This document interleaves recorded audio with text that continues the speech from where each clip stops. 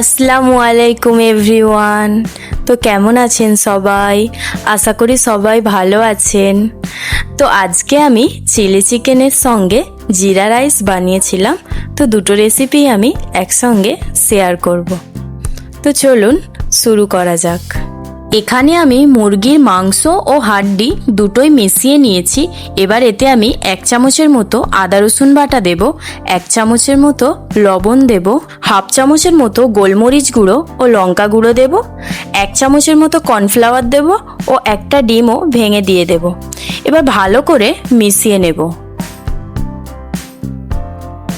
শেষে 1 ছিপি সাদা তেল দিয়ে আরও একবার ভালো করে মাখিয়ে নিয়ে 15 মিনিটের জন্য রেখে দেব।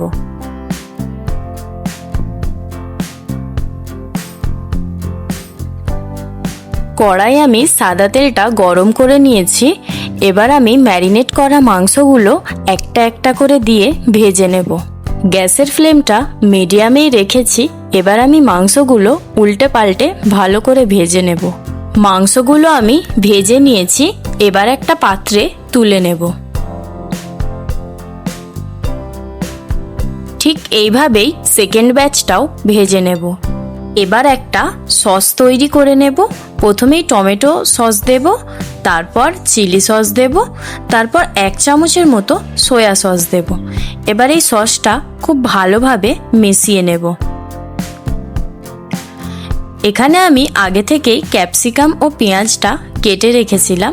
যেই তেলেতে আমি চিকেনটা ভেজে নিয়েছিলাম, এবার ওই তেলেতেই দুটো শুকনো লঙ্কা দেব ও 1 চামচের মতো আদা রসুন দেব। এবার পেঁয়াজটা দেব। আমি এখানে আদা রসুন কুচি ব্যবহার করেছি, আপনারা চাইলে বাটাও ব্যবহার করতে পারেন। তারপরে ক্যাপসিকামটা দিয়ে দেব। 1/2 চামচের মতো লবণ দেব ও গোলমরিচ দেব। তারপর তৈরি করে রাখা সসটাও দিয়ে দেব। গ্যাসের ফ্লেমটা লো রাখবেন, যেহেতু সসটা দিয়েছি তলায় পুড়ে যেতে পারে। এবার আমি 1 চামচের মতো চিনি দিয়ে দেব ও চিকেনটা দিয়ে দেব। এবার এই সবগুলো একবার ভালো করে মিশিয়ে নেব। শেষে অল্প কর্নফ্লাওয়ার গোলা জলটাও দিয়ে দেব। তারপরে এটা 2 মিনিটের মতো নেড়ে চেড়ে নামিয়ে নেব।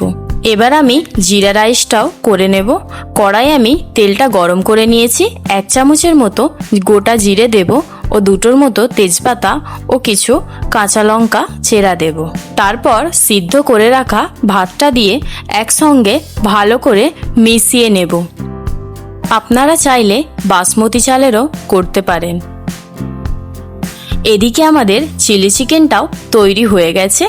এবার এটা আমি পরিবেশন করব।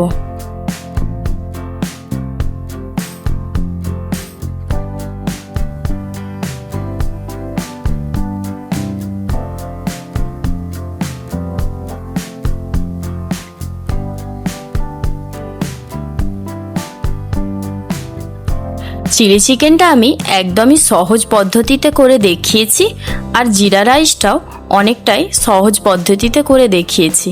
আপনাদের যদি ভালো লাগে অবশ্যই একবার বাড়িতে চেষ্টা করবেন।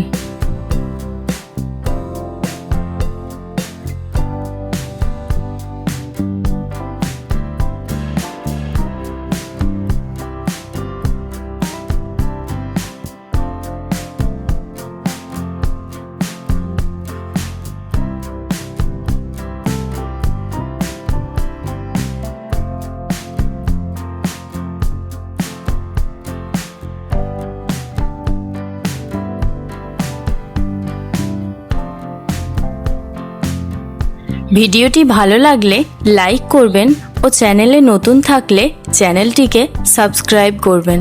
তো ভালো থাকবেন সবাই। আবারও একটি রেসিপি নিয়ে দেখা হবে। তো ভিডিওটি আমি এখানেই শেষ করছি।